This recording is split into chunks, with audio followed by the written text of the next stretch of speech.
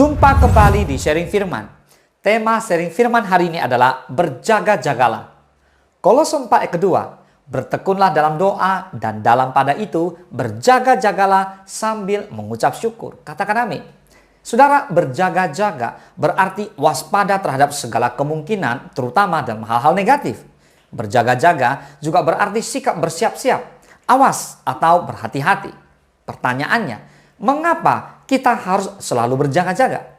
Saudara, karena hari-hari yang kita jalani ini penuh kejutan, penuh dengan perubahan, penuh dengan percepatan atau hal-hal yang tak terduga yang bisa saja terjadi sewaktu-waktu. Yesus akan segera datang, katakan amin. Tidak ada seorang pun tahu apa yang akan terjadi di kemudian hari. Oleh karena itu, Amsal 27 ayat ke-1 dikatakan demikian. Janganlah memuji diri karena esok hari, karena engkau tidak tahu apa yang akan terjadi hari itu. Ada seorang hamba Tuhan bernama Samuel Taylor Coleridge. Dengan sangat bijak dia berkata demikian. Kita tidak tahu bagaimana hari esok. Yang bisa kita lakukan ialah berbuat sebaik-baiknya dan berbahagialah pada hari ini. Boleh katakan amin? Pertanyaannya, mengapa orang tidak berjaga-jaga? Ada 3 faktor mengapa orang tidak berjaga-jaga. Yang pertama, terlalu percaya diri atau overconfidence. Rasa percaya diri yang berlebihan membuat orang merasa dirinya cukup kuat, sehingga dalam segala hal mengandalkan kekuatan sendiri. Orang yang demikian sulit sekali menerima nasihat dan teguran orang lain. Alkitab memperingatkan di Amsal 3 ayat ke-5, percayalah kepada Tuhan dengan segenap hatimu dan janganlah bersandar kepada pengertianmu sendiri. Rasul Paulus bahkan memperingatkan di 1 Korintus 10 ayat ke-12, sebab itu siapa yang menyangka bahwa ia teguh berdiri, hati-hatilah supaya ia jangan jatuh. Jika saat ini kita tegak berdiri dan menang atas pencobaan, saudara jangan takabur. Sebab iblis tidak akan pernah menyerah, iblis tidak akan berhenti, iblis akan terus berusaha sebelum misinya berhasil. Yaitu apa? Yaitu untuk mencuri, membunuh dan membinasakan. So berwaspadalah, katakan amin.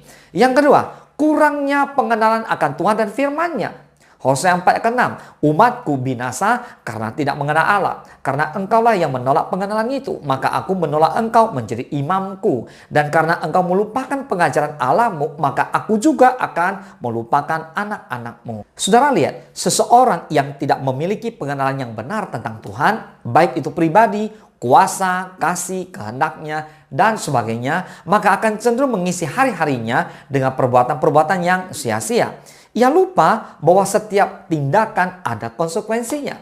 Kurangnya pengenalan yang benar tentang Tuhan adalah akibat dangkalnya pengenalan kita tentang firman-Nya. Kita pun menjadi kurang peka secara rohani. Kita tidak menyadari bahwa hari-hari yang sedang kita jalani ini sedang berada di penghujung zaman. Artinya, kedatangan Tuhan Yesus sudah teramat dekat. Katakan amin. Saudara, jika kita senantiasa tinggal di dalam firman Tuhan, mulai dari membaca, merenungkan siang dan malam, dan melakukannya, maka kita akan semakin menyadari bahwa kekuatan kita sangat terbatas.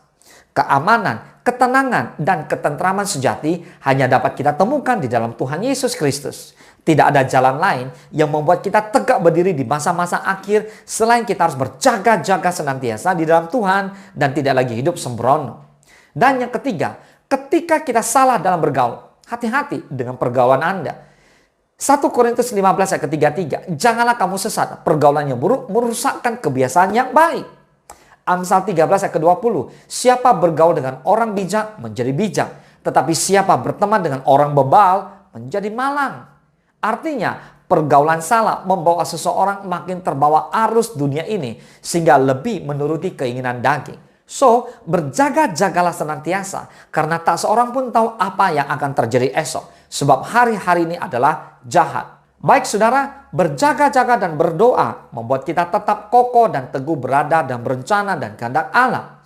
Hal ini membuat kita kelak sanggup dan tidak berkeringat dingin berdiri di hadapan Tuhan Yesus bila nanti Yesus datang kembali. Amin. Hari kedatangan Kristus adalah hal yang pasti dan kita pun pasti menghadap tatanya. Apakah hal itu menjadi kerinduan kita? Atau justru Anda ketakutan waktu Yesus datang kali yang kedua?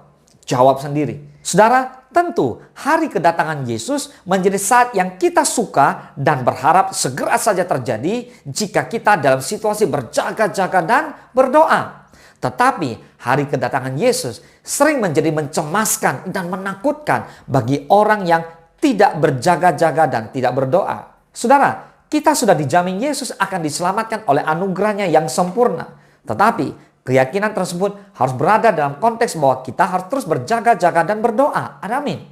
Paling tidak, dengan berjaga-jaga dan berdoa tersebut, iman dan keyakinan kita akan keselamatan terus on. Ketenangan dan kedamaian dalam masa penantian kita akan hari H yang dahsyat itu tetap terpelihara dengan baik dalam diri kita. Oleh karena itu, mari kita terus berjaga-jagalah dan berdoalah. Katakan amin. Tuhan Yesus memberkati. Engkau sediakan hidangan di hadapan lawanku. Engkau mengurapi kepalaku dengan minyak baru. Kebajikan, kemurahan akan mengiringi